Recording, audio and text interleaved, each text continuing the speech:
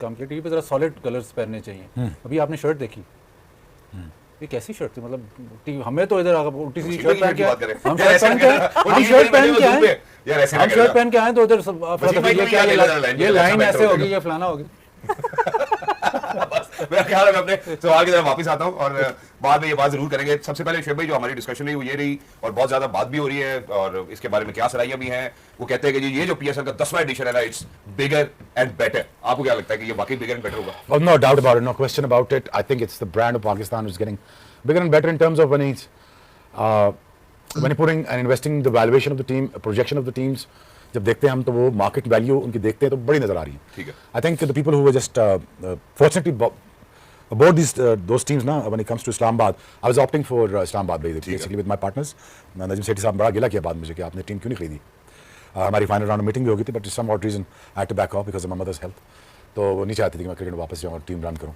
So but again I think the valuation of the property देखें आप, अगर उनकी प्रोजेक्शंस देखें ऑन द मार्केट वैल्यू कि वो किस प्राइस पे ली गई थी और किस प्राइस पे बेच रही गई, किस प्राइस के ऊपर जो लॉक किया था डॉलर रेट, उससे भी लेके plus at the same time जो पाकिस्तान की जो ये ब्रांड्स हैं, जो ये 6-7 टीमें जो इंडक्ट हुए हैं, कितना पैसा इंजेक्ट करती हैं पीसीबी में, कितना प्रॉफिट मार्जिन पीसीबी बनाता है इससे। बेशक ये सेठी साहब का इनिशिएटिव था, बिल्कुल था, बहुत सारे लोगों ने कोशिश की बट उन्होंने इनिशिएट करके उसको पूरा कर दिया था। But again with the inclusion of couple of more teams onwards now in 6 months time, और इसकी आउटरीच को बढ़ाने के लिए जो अदर हमारे जो सूबे हैं जी, उनको भी अगर इंडल्ज कर लिया जाएगा तो आई थिंक नेक्स्ट ईयर आप इससे बहुत बड़ा टूर्नामेंट देखेंगे। ठीक है। देखिए बहुत सारी बातें, आगे पिंडी एक्सप्रेस वो तो होनी चाहिए, पिंडी वाले हैं जी हम, आप समझ रहे हैं ना बात, तो पिंडी की टीम होनी चाहिए। पिंडी की है जी टीम, मैं कहता हूँ हम तो रोला डाल दें इस्लामाबाद में। कहा कि आप एक टीम लेना चाहते थे, अब तो 2 ऐड होने लगे, इशारा थोड़ा सा इशारा दे दिया मैंने पिंडी एक्सप्रेस का, पिंडी एक्सप्रेस का इशारा दे दिया मैंने। मैं चाहता हूँ, मैं ये चाहता हूँ क्योंकि देखें उसके डायनामिक्स की मैं आपको वजह बताता हूँ। बिकॉज हमारा जितना भी एक्सपर्ट है ना, पिंडी, गुजर खान, कल्याण का, हमारा चक्री तक हमारा पिंडी बनता है। एंड प्लस इसका जो एक्सपर्ट जो पाकिस्तान से बाहर रहता है मीरपुर तक, वो भी इसको एफिलिएट करता है, वो जोड़ता है अपने आप को। पिंडी इटसेल्फ एक कैरेक्टर का नाम है, बिल्कुल है। सिटी कैरेक्टर्स हैं उसमें। प्लस आई थिंक इसकी आउटरीच बहुत ज़्यादा होगी और मेरा ये ख्याल है कि आई थिंक सियालकोट आनी चाहिए, पिंडी आनी चाहिए, उसके बाद फॉलोड बाय गिलगित बल्तिस्तान आनी चाहिए, कश्मीर आनी चाहिए। I mean, I rather enjoy having another 8 teams in 5 years' time to make this brand look huge, massive, and you make lot of money. And then we can call it bigger and better. And it is bigger and better, but the thing is, I think 10 years बहुत ज़्यादा लंबा time. ठीक है, मुझे ये लगता है, but now finally they have arrived. I'm going to be opt for. मैं ये प्रोग्राम में कह रहा हूँ आपसे, मैं लोगों से आप पूछ लेना, लोग आपको कहेंगे यार पिंडी एक्सप्रेस आनी चाहिए, not because it's my name. I'm just saying कि हमारी आउटरीच बहुत ज़्यादा है, हम कश्मीर तक भी जाते हैं, हम वहाँ गुजर खान तक भी जाते हैं, हम ब्रेडफोर्ड से लेस्टर तक भी जानते हैं, कितने भी पहुंच जाता है। समझे बात, हमारा जो स्ट्रेंथ है ना वो बहुत बड़ी है। Exactly. So I really think that people would really connect with this team when they launch this team. और अगर ये हुआ तो इंशाल्लाह I'm going to opt for this, I'm going to buy this one. Inshallah, that's wonderful. कल चुके किनिया छोड़े, हाँ किन्नी छटो मेरे ख्याल है। अच्छा सना और बाजी भाई, आप लोगों ने भी कल इस बारे में जरूर एक्सप्रेस किया था, आप लोग कुछ कंट्रीब्यूट करना चाहते तो कर सकते हैं प्लीज। इसमें कुछ आपको और लगता है बिगर एंड बेटर की तरफ, ये जो हमारा एक सफर इसका आगाज हो जाएगा कल से इंशाल्लाह। मैं इस पहले प्रोग्राम में शायद मेंशन किया था कि ये जो ज़ाहिर है टीमें तो ज़ाहिर एक्सपेंशन तो बहुत ज़रूरी है, प्लस ऑल्सो थोड़ा सा जो ड्राफ्ट का सिलसिला है या जो प्लेयर्स पिकिंग का सिलसिला है उसको थोड़ा डाइवर्सिफाई करना पड़ेगा, थोड़ा सा आइडेंटिफाई। आप फॉर इंस्टेंस अगर ऑक्शन होती है तो जो प्लेयर आप एक दफ़ा लेते हो अगली दफ़ा ऐसे नहीं होगा कि नेक्स्ट ईयर आप उसको रिलीज़ कर दो, बहुत कम ऐसे होता है। तो वो प्लेयर जो होता है बेसिकली जो कोर होता है 3-4-5 प्लेयर्स, वो एक टीम को डिफाइन करते हैं। कई लोग होते हैं जो सिर्फ प्लेयर को फॉलो करते हैं। तो फॉर इंस्टेंस शोएब मलिक की बात कर लें, वो एक साल कराची से खेलता है तो लोग कराची को फॉलो करें, वो अगले साल टीम चेंज कर लेता है, क्वेटा में चला जाए, वो लोग क्वेटा में शिफ्ट करें। तो वो जो फेस टू द टीम नहीं डिफाइन हो रही, तो रीजन ही रहता, तो वो आपका जो फॉलोइंग फैन बेस जो बनती है वो फिर बटी रहती है ना कि आप प्लेयर एकदम ये तो पिछले साल इधर से खेल रहे थे, आप उधर से खेल रहे। आई थिंक ऑक्शन या कोई और सिलसिला हो जिसमें ऐसा हो कि जी ये मैंने प्लेयर लिए और अब इसको मैं 3-4 साल या जितने भी साल में ये खेलेगा तो एक फेस, ये कोर टीम फेस बन जाएगा मेरी टीम। एग्जैक्टली सना, आप कुछ ऐड करना चाहती हैं? आई थिंक काफ़ी चीज़ें दोनों ने कवर कर दी। एक चीज़ जो मैं चाहूँगी कि ज़रूर पीसीबी सोचे और पीएसएल में हो कि फ़ैन इंगेजमेंट को हम कैसे ज़्यादा किया जा सकता है, कि हम ऑब्वियसली हमारे इंटरनेशनल क्रिकेट जब होती है हमारे फैंस के डायरेक्ट जो एक इंटरेक्शन है प्लेयर्स के साथ, उसके लिए हम और क्या कर सकते हैं ठीक है। कि फ्रेंचाइज क्रिकेट जब आती है, बाहर से प्लेयर्स आते हैं जिनके तो कॉन्टेक्ट्स अच्छे हैं, वो फिर भी कहीं ना कहीं किसी ना किसी से मिल लेते हैं, पर हमारा आम आवाम जो है वो किस तरह हम उनको एक्सेसिबल बनाएं कि हम फैन एंगेजमेंट को बढ़ा सकें, फैन एंगेजमेंट को बढ़ा सके, खिलाड़ियों के साथ बात हो सके। मेरा ख्याल है पीटीवी स्पोर्ट्स इसमें जब वो इस्लामाबाद यूनाइटेड का कंटेंट भी हम शेयर करेंगे, मेरा ख्याल है वो इसी तरफ एक कदम बढ़ेगा। शर्ट की बात की सर आपने, मैं जरा उनकी तरफ भी जाना चाहता हूँ, इनकी PSL To be honest, I haven't followed them as much as I should have. But I think इनकी अगर देखें रिजेम्बलेंस देखी जाए तो इनकी काफ़ी सारी रिजेम्बलेंस मिलती है लाहौर कलंदर के साथ। तो I think some odd reason मुझे लगता था कि ज़्यादा काम करेंगे ऑन फील्ड और on the ground, but you know since it's a Quetta, it's a Balochistan. My heart goes out for them, and I just really wish them, you know, to the win or वो rally around करें in the middle of Quetta, and it's very important. और बाजी भाई Viv Richards को इन्होंने बड़ा include किया है, रखा भी है, मेंटोरिंग भी ली है उनसे। How do you see his impact being with in the dugout? नहीं, विव रिचर्ड्स तो आप उससे वैसे ही मिले तो बड़ा इन्फेक्शियस कैरेक्टर है, बहुत पॉजिटिव कैरेक्टर है, तो वो ज़ाहिर है डगआउट में इतना बड़ा प्लेयर होना, मतलब आप 10-15 साल पहले तो ये सोच भी नहीं सकते थे कि ऐसा भी होगा, बट हाँ उसका बहुत बड़ा इम्पैक्ट होगा। इनके खैर इन्होंने इस दफ़ा तो एक और मेंटोर भी रख लिया अपने साथ, तो दो हो गए हैं। मसला इनकी जो यूएई में इनकी परफॉर्मेंस अच्छी थी, स्पिनर्स पे डिपेंड करते हैं, और सरफराज कप्तान था, स्पिनर्स की कप्तानी उसकी बहुत अच्छी वो करता था। जैसे हम मिसबा को डिफाइन करते हैं ना कि जी स्पिनर्स के उसके एंगल्स बहुत अच्छे थे, उसी तरह सरफराज जब स्पिनर्स ऑपरेट कर रहे होते थे तो उसके एंगल्स बहुत सही थे। जब पाकिस्तान आए तो पिचेस बेहतर थी, वहाँ पे वो टैक्टिक नहीं चल सकी। अभी भी अगर मतलब आप इनकी नेगेटिव एस्पेक्ट पर देखें तो एज सच कोई एक फास्ट बॉलर नहीं है जो कि वाकई पीएसएल में जिसने पहले कोई परफॉर्मेंस की। वसीम जूनियर है इनके पास, लेकिन इसकी वो वाली इम्पैक्टफुल परफॉर्मेंस नहीं है। काइल मतलब जेमिसन को इन्होंने रखा है की रही है एक आधे मैच में, लेकिन वो अब चले गए ना, वो तो फास्ट बॉलिंग उस तरह इनकी इस दफ़ा भी उतनी स्ट्रांग नहीं है, बट एक्सप्लोसिव प्लेयर्स इन्होंने ज़रूर लिए। फिन आइलैंड का एक बहुत वाज़े डिफरेंस वो क्रिएट कर सकते हैं। फिर हसन नवाज़ को भी इन्होंने रखा है, तो इन्होंने वो अपना जो डायनामिक है और टॉप ऑफ द ऑर्डर वो ज़रूर चेंज किया है। इंटरेस्टिंग ये होगा साउथ शकील कप्तानी कैसे करता है, इनका पहला साल है, और इंटरेस्टिंग ये होगा कि ये पहली दफ़ा है कि अब सरफराज थोड़ा पीछे है, आप साउथ शकील लीड करेगा और कैसे वो अपने आप को क्वेटा ग्लैडिएटर्स में इंपोज करता है। एग्जैक्टली मैं सना की तरफ भी बढ़ता हूँ। सना अभी जैसे इन्होंने सरफराज के वाले से बात की, पीछे टीम डायरेक्टर है ऑब्वियसली, पहले जो न्यूक्लियस था, ये जो कोर ऑफ द टीम थी, इट वाज अराउंड सरफराज। अब आप with Saud Shakeel actually kind of taking on to the job as well, how do you see that? Number one पहले इस पे आ जाए, जहाँ पे मैंने नसीम और हसनैन की बात की कि एक सीजन में बड़ा अच्छा परफॉर्म किया, how do you see that? जहाँ पे उन्होंने कहा कि स्पिन की यूटिलिटी तब बहुत बेहतर थी जब सरफराज टीम का हिस्सा थे। देखिए वही कैप्टनसी स्टाइल्स होते हैं सबके। सरफराज का थोड़ा सा डिस्टेंस से इस टीम के साथ होना शायद वो उनके लिए अच्छा होगा, टीम के लिए भी अच्छा होगा। और साउथ शकील की टू बी ऑनेस्ट मैंने बहुत ज़्यादा लीडरशिप में उनको नहीं देखा, लेकिन जो उनकी एज ए प्लेयर जब आप एक पर्सोना देखते हैं तो उनकी जो क्वालिटी मुझे पसंद है, वो प्रेशर अच्छा हैंडल करते हैं और एक काम माइंडसेट के प्लेयर लगते हैं। तो एट टाइम्स आपको वो ज़रूर चाहिए होता है, ठीक है एग्रेशन भी चाहिए आपको T20 क्रिकेट के अंदर, पर एक कामनेस भी ऑन द फील्ड काफ़ी हेल्पफुल हो सकती है। अब डिपेंड करता है वो एज ए कैप्टन वो किस तरह से उनकी चीज़ें सामने आती हैं। बट ओवरऑल टीम अच्छी है। अगर देखें तो मोहम्मद आमिर के पास काफ़ी एक्सपीरियंस है T20 क्रिकेट का, वसीम जूनियर को चाहिए कि आप स्टेप अप करें। आई थिंक वो एक ऐसा प्लेयर है, एटलीस्ट अब लीग क्रिकेट के अंदर उनको निकल आना चाहिए इस चीज़ में से कि वो एक नए प्लेयर हैं, क्योंकि इतनी अपॉर्चुनिटीज़ मिल गई हैं और एक ऑलराउंडर के तौर पे उनको डेवलप किया जा सकता है। जिस पहली दफ़ा मैंने उनको देखा था मुझे लगता था कि उनके अंदर एक पोटेंशियल है कि आप उनको एज एन ऑलराउंडर भी डेवलप कर सकते हैं, पर अपनी पोटेंशियल को अभी तक उन्होंने जस्टिफाई नहीं किया। तो ये एक अपॉर्चुनिटी है उनके पास इन अ टीम जहाँ बाजिद खान बात कर रहे हैं, बाजिद भाई के इतना ज़बरदस्त बॉलिंग अटैक फास्ट बॉलर्स का नहीं है, तो वहाँ पर अपनी जगह बनाना ज़रा आसान है उनके लिए। तो आई थिंक उनको इस अपॉर्चुनिटी का फायदा उठाना। अच्छा, और जहाँ आपने एग्रेशन की बात की, मेरे ख्याल है मैं उसके लिए एग्रेशन वाले भाईजान के पास जाना चाहता हूँ। तो बॉस इन्होंने भी बात की कि जो फायरी स्टार्ट उनको टॉप से मिल सकता है, उन्होंने फिन एलन का जिक्र किया, लेकिन अगर पीछे जाए तो जेसन रॉय, शेन वॉटसन ऐसे दो खिलाड़ी थे उनको बड़ा फायरी स्टार्ट देते थे। अब अगर हम देखते हैं, आपको लगता है कि यार शायद सम वे one way or the other things going to get better or no? I think fiery start is better, but ये आपने पाँव मारना बंद किया ना? मैं तो नहीं मानता। I think fiery start is it's fine. I think craftsmanship is very important. इन्हें सबको पता है, 20 ओवर खेलने से पूरे होते हैं। सबको पता है कंस्ट्रक्ट करने से होता है, रन बॉल से होता है। बहुत सारे लोग ये मिस आउट कर जाते हैं। यहाँ पे T20 में तकरीबन मोर देन 50 to 60 सिंगल्स लिए जाते हैं। अगेन ऑब्वियसली अब टीमें इतनी मैच्योर हो चुकी हैं, उनको पता है एग्जैक्टली उनके ओपनर्स क्या क्या हैं, उनको ये भी पता है उनके हार्टर्स कौन कौन से हैं, पावर प्ले का फायदा उठाना ये सबको पता है कैसे करना। But again you know, again composer, craftsmanship and the skill sets display on the right time with the right captaincy. I think the most important thing in the T20 what I have seen, I think is the captain. I think अगर आप वो pics ठीक कर गए हैं और picking आप अपनी बिडिंग में ठीक कर गए हैं, तो I think the half the job is done there and half the tournaments won there. Exactly, just to wrap it up, Bazi bhai, coming to you, तो आपको लगता है कि Quetta Gladiators are they contenders, are they underdogs, and who do you see emerging from Quetta Gladiators in this season? देखिए uniform training kit के अंदर coaches के साथ, प्लेयर्स के साथ उनको जो है वो मैंने खेलते कूदते हुए कभी भी नहीं देखा। इवन पाकिस्तान सुपर लीग के अंदर भी आपने कभी लाहौर कलंदर के मालिक पहले फवाद राना थे, उसके बाद आतिफ राना या समीन राना को आपने कभी इस तरीके से देखा? आपने कभी सलमान इकबाल कराची किंग्स के मालिक को ऐसे कभी देखा? आपने कभी पेशावर जलमी के मालिक को कभी ऐसे देखा? कभी क्वेटा ग्लैडिएटर्स को या अली नकवी जो इस्लामाबाद यूनाइटेड के मालिक हैं, कभी आपने उनको देखा है? तो अली तरीन साहब को अगर टीम मिल गई है उनके अंकल के इंतकाल के बाद, वो अगर पाकिस्तान सुपर लीग में मुल्तान सुल्तान के ऑनर बन गए हैं, तो उनको जो प्रोफेशनलिज्म का बिहेवियर वो पॉडकास्ट के ऊपर सुनाते हैं, और वो शायद उनको ये लगता है कि बाकी जितने भी लोग हैं या जितने भी स्टेक होल्डर हैं उनको शायद कुछ नहीं पता, और हम जो है ना वो बहुत अच्छा जानते हैं। तो अगर वो बहुत अच्छा जानते थे क्रिकेट के प्रोफेशनलिज्म के बारे में, तो आज रिजवान साहब प्रेस कॉन्फ्रेंस के अंदर मुकम्मल किट के अंदर क्यों नहीं आए हैं? आखिर इसके पीछे ऐसी क्या वजह हो सकती है? ये कोई एक्सक्यूज नहीं है, ये कोई बहाना नहीं बनना चाहिए कि जनाब रिजवान के पास किट नहीं थी या वो भूल गया। आप ऑफिशियल प्रेस कॉन्फ्रेंस अटेंड करने जा रहे हो, बाकी 5 जो है वो अपनी अपनी टीमों की ऑफिशियल किट के अंदर है, और हमारे जो रिजवान साहब हैं वो अली तरीन साहब को जवाब देना चाहिए। आई विश कि उनसे कोई जर्नलिस्ट ये सवाल करे, क्योंकि वो तो प्रोफेशनलिज्म हम सब लोगों को सिखा रहे थे।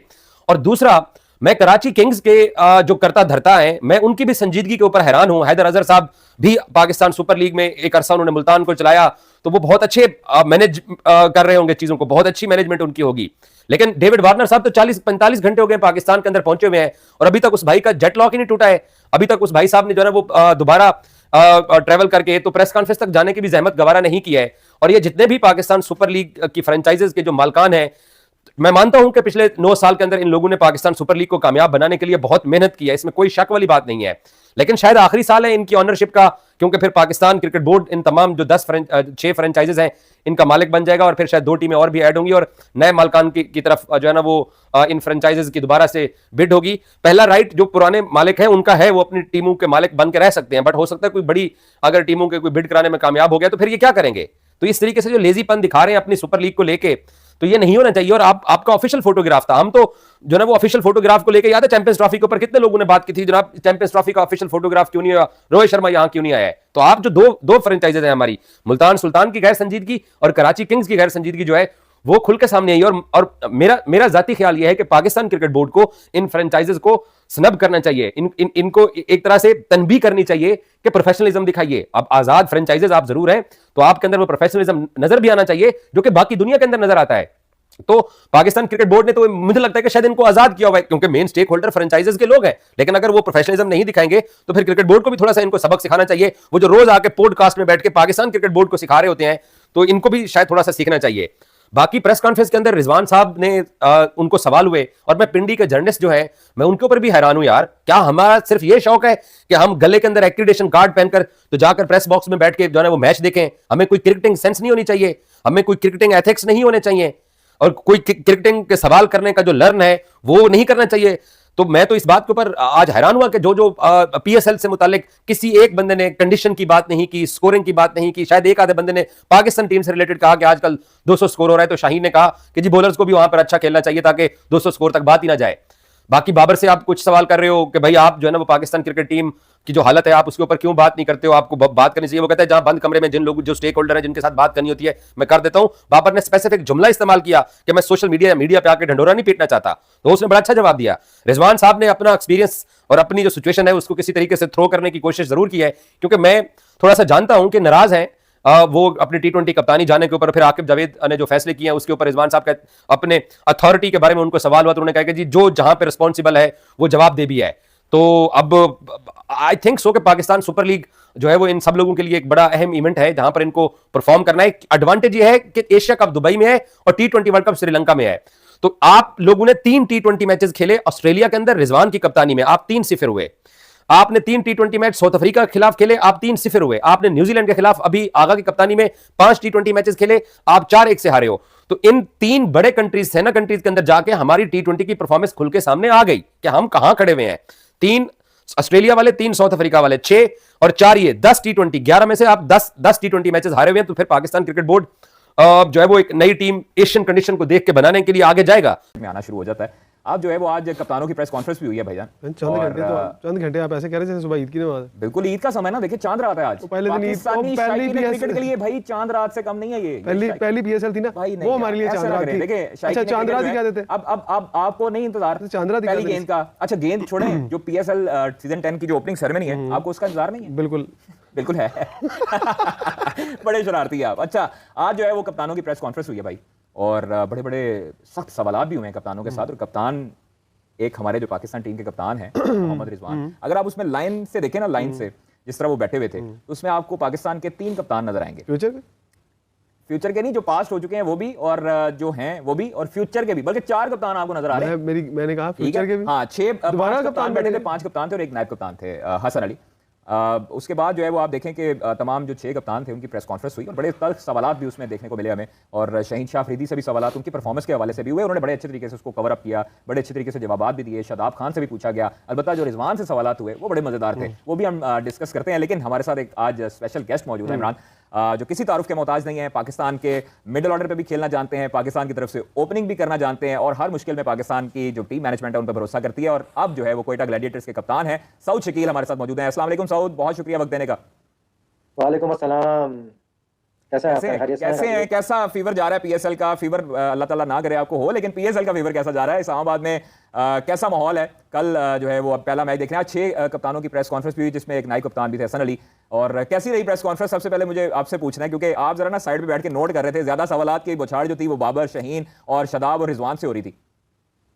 बिल्कुल बिल्कुल, मैं तो काफी एंजॉय भी कर रहा था प्रेस कॉन्फ्रेंस को, जो कि मेरा ख्याल है कि काफी मुस्तकबिल में बचना कैसे? अरे हाँ सोच रहे थे मुस्तकबिल में कैसे बचना है आपने? नहीं नहीं, ऐसी बात नहीं है। देखिए वो ये है कि मेरे ख्याल में बहुत कम ऐसा होता है कि 5-6 बड़े स्टार्स जो आपके मतलब जो हैं अभी पाकिस्तान टीम के, तो वो इकट्ठे एक साथ मिल जाएं। तो काफ़ी अच्छी प्रेस कॉन्फ्रेंस रही। जहाँ तक पीएसएल के फीवर की बात है, देखें काफ़ी अच्छा जो है वो एक नज़र आ रहा है, और 10 सीज़न है, सब उसको सेलिब्रेट कर रहे हैं। और एक बहुत बड़ा ब्रांड है पाकिस्तान का जो है वो एचबीएल पीएसएल जो है, तो सब उसको सेलिब्रेट कर रहे हैं और उसको एंजॉय कर रहे हैं, और उम्मीद अच्छी क्रिकेट देखने को मिलेगी सबको। सऊद, इस मरतबा आप पर्पल फोर्स की नुमाइंदगी कर रहे हैं, कप्तानी कर रहे हैं, और बड़े बड़े सीनियर प्लेयर भी आपके स्क्वाड में आपके साथ मौजूद हैं, तो उनको कैरी करने के लिए, उनके नाज नखरे उठाने के लिए कैसी तैयारियां की हैं आपने? और क्वेटा की मैनेजमेंट कितनी पुरजोश है कि लास्ट जो सीजन्स हुए वो अच्छे नहीं गुजरे क्वेटा के लिए, लेकिन आप जो है वो इस मरतबा क्या अनोखा काम करेंगे क्वेटा जो है वो एट द टॉप लिस्ट में शामिल रहे? देखिए, अनोखा काम तो यही हो सकता है कि जो है क्वेटा को जिताएं यहाँ पे, और अच्छा परफॉर्म करें और यहाँ पे ट्रॉफी उठाएं। जहाँ तक सीनियर प्लेयर्स की बात है, सीनियर प्लेयर्स का जो ना नखरे उठाने की ज़रूरत नहीं पड़ती मेरे ख्याल में, वो बहुत ज़्यादा इंपॉर्टेंट होते हैं किसी भी टीम के लिए। आप उनके एक्सपीरियंस से काफ़ी चीज़ जो है वो सीख सकते हैं, और उनकी बातें बहुत ज़्यादा इंपॉर्टेंट होती हैं। तो मैं यही चाहूँगा अपने जितने भी सीनियर प्लेयर्स हैं कि वो अपना बेहतरीन इनपुट दें इसमें, और जहाँ मुझे उनकी नीड हो वो मेरी हेल्प करें, जहाँ यंगस्टर्स को उनकी नीड हो तो वो यंगस्टर्स की हेल्प करें। और जिस तरह फॉरेन प्लेयर्स भी आते हैं तो उनसे सीखने का मौका मिलता है, क्योंकि वो भी डिफरेंट जगह, different part of the world जो है वो लीग वगैरह खेल रहे होते हैं। तो ये कि एक बहुत ज़्यादा लर्निंग प्रोसेस भी होता है जो है यंगस्टर्स के लिए, उनको भी बहुत कुछ सीखने को मिलता है। और मेरा भी फर्स्ट असाइनमेंट है एज अ कैप्टन, क्वेटा को मैं लीड कर रहा हूँ, तो कोशिश करूँगा कि जो मेरा पीछे एक्सपीरियंस है जितना मैं यूज़ कर सकता हूँ, और अपनी परफॉर्मेंस को भी बेहतरीन बना के जो है वो क्वेटा को टाइटल जिताऊँ। अच्छा सऊद, हमने देखा कि जोर का जोड़ जो हमारा समा का प्रोग्राम है, उसी में ही नदीम उमर साहब ने, जब आप भी वहाँ पर मौजूद थे, उसी में ही आपको कप्तान भी अनाउंस किया था। और कितनी बड़ी जिम्मेदारी होती है कप्तानी संभालना और कप्तानी करना। इससे देखिए पाकिस्तान सुपर लीग से आपको फ्रेंचाइज लेवल की कप्तानी करके आगे पाकिस्तान के लिए बहुत उम्मीदें जाहिर हो सकती हैं। सरफराज अहमद अभी आपके मेंटोर हैं, डायरेक्टर हैं, और उनकी कमी कितना महसूस करेंगे? हालांकि वो साथ तो होंगे, लेकिन प्लेइंग 11 में कितनी कमी? हेलो दोस्तों, स्वागत है आप सभी का हमारे चैनल पर एक बार फिर से। दोस्तों हम बात करने जा रहे हैं पीएसएल के बारे में। जी हाँ, से पीएसएल चालू होने वाला है, और अगर इस बात को लेकर दोस्तों हम बात करें, शोएब अख्तर जो पाकिस्तान के लीजेंड बॉलर रह चुके हैं, काफ़ी ज़्यादा तेज़ बॉलिंग के लिए भी जाने जाते हैं कि उनकी जो स्पीड होती थी बॉलिंग की बहुत अच्छी मानी जाती है। लेकिन दोस्तों इस टाइम जो पाकिस्तान की टीम की स्थिति है उसे देखकर हर कोई पाकिस्तान का पूर्व क्रिकेटर जो है पाकिस्तान की टीम को क्रिटिसाइज करता रहता है, क्योंकि दोस्तों उनका प्रदर्शन ही कुछ टाइम लास्ट टाइम से कुछ ऐसा देखा जाता है कि इस तरह का रहा है कि कोई भी जो उनके पूर्व खिलाड़ी होंगे जिन्होंने अच्छे प्रदर्शन किया, अपने देश के लिए अच्छा खेला है, वो इस तरह की चीज़ों को बर्दाश्त नहीं कर पाते। और वही हाल हो रहा है दोस्तों इस टाइम पाकिस्तान की टीम के साथ, क्योंकि दोस्तों पाकिस्तान का कोई भी पूर्व खिलाड़ी हो वो पाकिस्तान की टीम को सुनाने में कोई भी कसर नहीं छोड़ रहा है। क्योंकि दोस्तों पाकिस्तान की टीम की जो लास्ट अगर 4, 5, 6, 7 सीरीज देखी जाए तो बहुत ही ज़्यादा बेकार रही है, और पाकिस्तान की टीम को हमेशा मुँह की खानी पड़ी है। अगर हम देखें दोस्तों 2023 का वर्ल्ड कप, 2024 का वर्ल्ड कप, उसके बाद में चैंपियन ट्रॉफी, इन सारे मैचों में, इन सारी चीज़ों में, इन सारे टूर्नामेंट्स में पाकिस्तान की टीम की स्थिति बहुत ही ज़्यादा खराब रही है, और इसे देखकर पाकिस्तान के टिकट काफ़ी ज़्यादा बढ़ गए हुए हैं पाकिस्तान की टीम के ऊपर। अगर हम बात करें दोस्तों पीएसएल के बारे में, तो पीएसएल और आज से चालू होने वाला है, और आज के बारे में अगर हम बात करें दोस्तों, पाकिस्तान के लिए पीएसएल बहुत अच्छी लीग मानी जाती है पाकिस्तान के हिसाब से, क्योंकि वो हमेशा से पीएसएल को आईपीएल के साथ वह कंपेयर करते रहते हैं। लेकिन दोस्तों भाई आईपीएल और पीएसएल का कोई भी कंपेयर नहीं है, जिसमें हर कोई जानता है वर्ल्ड में आईपीएल कितना फेमस है और पीएसएल की कितनी रेवेन्यू है। इस चीज़ को देखकर सभी साफ साफ पता चलता है, क्योंकि दोस्तों आईपीएल एक बहुत बड़ा ब्रांड बन चुका है अगर हम देखें क्रिकेट के लिहाज से, लेकिन पीएसएल में ऐसा कोई ब्रांड नहीं है। इसकी स्थिति का अंदाज़ा इसी बात से लगाया जा सकता है, क्योंकि दोस्तों जिस तरह से PSL में जो पाकिस्तान के प्लेयर्स की बोली लगाई जाती है और IPL की जो बोली लगाई जाती है, अगर हर कोई खिलाड़ी ये चाहता है कि हम IPL में बिकें और IPL में खेलें, क्योंकि दोस्तों PSL के अंदर खिलाड़ियों को ना तो उनके मन मुताबिक पैसा मिल पाता है, ना ही उनके उस तरह की अच्छे खिलाड़ियों के साथ खेलने का मौका मिल पाता है। क्योंकि दोस्तों अगर PSL को देखें तो PSL में कोई इतने बड़े खिलाड़ी नहीं खेले होते हैं, क्योंकि दोस्तों IPL में IPL के हिसाब से PSL के अंदर उतना पैसा नहीं होता है, और जहाँ पर पैसा होता है वहीं पर ज़्यादा अच्छे खिलाड़ियाँ और अच्छा टेक्निकल चीज़ें मिलने को ज़्यादा चांसेस होते हैं, लेकिन PSL के अंदर ऐसा कुछ नहीं है। तो दोस्तों आगे देखते हैं वीडियो में क्या होता है। उसका रन आउट होना मेरा ख्याल है, लग रहा था कि अब नहीं संभल पाएंगे। उसके बाद विराट भी आउट हो गया 22 करके, उसके बाद रजत भी आउट हो गया 25 करके। टिम डेविड ने 37 करे 20 बॉलों में, 2 चौके 4 छक्के, तो टोटल बना 163 फॉर 7। कहाँ पे? RCB के ग्राउंड पे। और RCB का ग्राउंड आपको पता ही है कैसा पाठा पिच होता है, पाठा, वसीम जाफर बोलते हैं ना पाठा पिच। आप ये देखें कि लास्ट 10 ओवर में 72 बनाए, 10 ओवर में 91 फॉर 4 थे, लेकिन वो जो 63 वाले पे स्टॉप लगा ना, 1 रन बना 11 बॉलों में, वो समझ से बाल आता था भाई, ऐसा कभी देखा नहीं T20 में। और मुकेश ने आउट भी करा, बैटिंग ओवर भी करा, टॉप क्लास परफॉर्मेंस जी दिल्ली कैपिटल की। निगम ने 4 ओवर में 18 रन देके 2 आउट करे, ये गुड बॉलर है भाई। कुलदीप ने बहुत बढ़िया बॉल करे, 4 ओवर में 17 रन देके 2। मुकेश का मैं आपको बता चुका हूँ 3 में 26 1। मोहित शर्मा 2 में 10 1 आउट। ये वो हैं परफॉर्मेंसेस जो नुमाया, जिस तरह मैंने बैटिंग में आपको बताया नुमाया परफॉर्मेंसेस। फिर क्या हुआ, 6 ओवर में 39 फॉर 3 DC के, और जो भुवनेश्वर कुमार ने जो बॉलिंग करी ना, और यश दयाल ने जो 1 आउट करा, लगा ये मैच दोबारा आ गया हाथ में RCB। और अवाम क्या शोर मचा रही थी, RCB। मेरे ख्याल है इस वक्त IPL में सबसे ज़्यादा जो फैन फॉलोइंग है वो RCB की है। आप ये देखें 10 ओवर में बनाए 66, 4 आउट, ऑलमोस्ट 9 पॉइंट कुछ की एवरेज चाहिए थी, वो एवरेज बढ़ती रही 11 की हो गई। लेकिन KL राहुल बोला जाए ना उसके लिए, form is temporary, class is permanent, खड़ा रहा वो। और फिर उसने जब हाथ खोले तो ऐसा फेंटा लगाया निकल के, जो जहाँ पे लिविंगस्टन ने ओवर करा ना, 1 ओवर में 14 रन दिए, वो वहाँ से उसने बोला चलो अब छुट्टी। 2 ओवर में उसने मैच को बिल्कुल ही साइडलाइन कर दिया। क्या खेला जी, खूब खेला। यदि छक्का तो निकल के ऐसा मारता है, बैकफुट पे पुल ऐसा मारता है, आहा क्या बात है, क्लास जो बोलते हैं ना टेस्ट मैच की क्लास। बहुत प्यार मोहब्बत से उसने पहले अपने आप को एडजस्ट करा और फिर जो फेंटा लगाया। 87 करे जी नॉट आउट 52 बॉल में, 7 चौके 5 छक्के। प्लेयर ऑफ द मैच तो वही हो गया ना, होना भी उसको ही चाहिए था। लेकिन आप एक चीज़ ये देखें, स्टब के साथ जो पार्टनरशिप करी ना, स्टब ने भी 38 करे, हालांकि डुप्लेसिस वगैरह सब आउट हो गए थे, मैकगर्क वगैरह सब आउट हो गए थे, अक्षर भी आउट हो गया था। स्टब नॉट आउट हुआ 23 करे जी, 23 बॉल में 38, 4 चौके 1 छक्का। ये पार्टनरशिप मेरा ख्याल है ले गई मैच को। आइए जी बैठ जाएं इधर, ले गई मैच को। और मेरा अपना ओपिनियन है, only single handed KL Rahul beat RCB, single handed match को ले गया वो। क्लास जिसको बोलते हैं ना, बहुत कम इनिंग्स का ऐसी खेलता है, लेकिन खेलता है। तो आपको याद होगा पर्थ में जो पहला टेस्ट मैच हुआ था, बॉर्डर गवास्कर ट्रॉफी, और दूसरी बारी में जो बारी ली थी, आह क्या बात है जी। भुवनेश्वर कुमार सबसे अच्छा बॉलर, 4 ओवर में 26 रन देके 2। शर्मा ने 4 ओवर में 25 रन देके 1। यश दयाल आखिरी 2 ओवर में बहुत पिटा। हैजलवुड आज 3 ओवर में 40 रन जो उसने दी ना, अगर वो अच्छे बॉल कर जाता तो मैच ट्रांसफर हो जाता। लेकिन T20 की खूबसूरती है कि पलटा खा के KL राहुल ने बोला ना, मैं हूं ना विराट भाई, और जितवा दिया। जिस तरह विराट जितवाते ना चेज मास्टर, आज राहुल ने बताया कि राहुल भी चेज मास्टर है। मेरे हिसाब से 30 रन कम करे थे RCB ने, लेकिन थोड़ा सा पिच बॉल ग्रिप कर रहा था जो। तो दोस्तों आपने देखे पाकिस्तानी मीडिया के रिएक्शन। पाकिस्तानी मीडिया में अगर हम बात करें दोस्तों, शोएब अख्तर जो स्टूडियो में बैठे हुए काफ़ी ज़्यादा गुस्से में नजर आते हैं, क्योंकि दोस्तों शोएब अख्तर के अनुसार जो है, अगर हम देखें कि जो PSL के अंदर जो खिलाड़ी भी खेल रहे हैं, अगर देखा जाए तो वो खिलाड़ी वो खेल रहे हैं जिन्हें IPL के अंदर रिजेक्ट कर दिया था, या फिर IPL के अंदर उनकी कोई भी बोली नहीं लगाई गई थी, तो इस कारण उन्हें मजबूरी में PSL खेलना पड़ रहा है।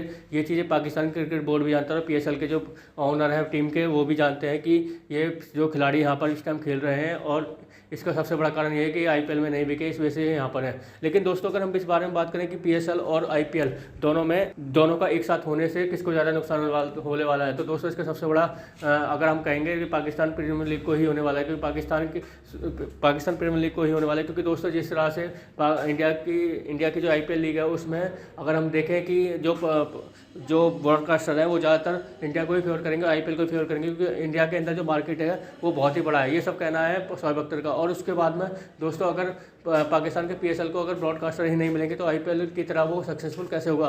और इसका सबसे बड़ा ये कारण होने वाला है कि इस बार IPL के वजह से PSL पूरी तरह से फ्लॉप होने वाला है। क्योंकि दोस्तों जब तक कोई भी ब्रॉडकास्टर इनको पैसा देकर नहीं खरीदेगा तो उसके तब तक PSL कराने का क्या फ़ायदा होगा। ये चीज़ें जो पाकिस्तान प्रीमियर लीग के जाते हैं, इसी कारण पाकिस्तान ने PSL के मैच भी जो है रात को 9 बजे के बाद चालू करें, जो पहले 8 बजे या 8:30 बजे चालू हो जाते थे। इन्होंने अपने PSL का टाइम भी बढ़ा दिया, जिस कारण कि ताकि अगर IPL का मैच खत्म होने के बाद में, एक इनिंग्स खत्म होने के बाद में ये हमारा एक मैच तो कम से कम एक इनिंग्स तो देखेंगे ही।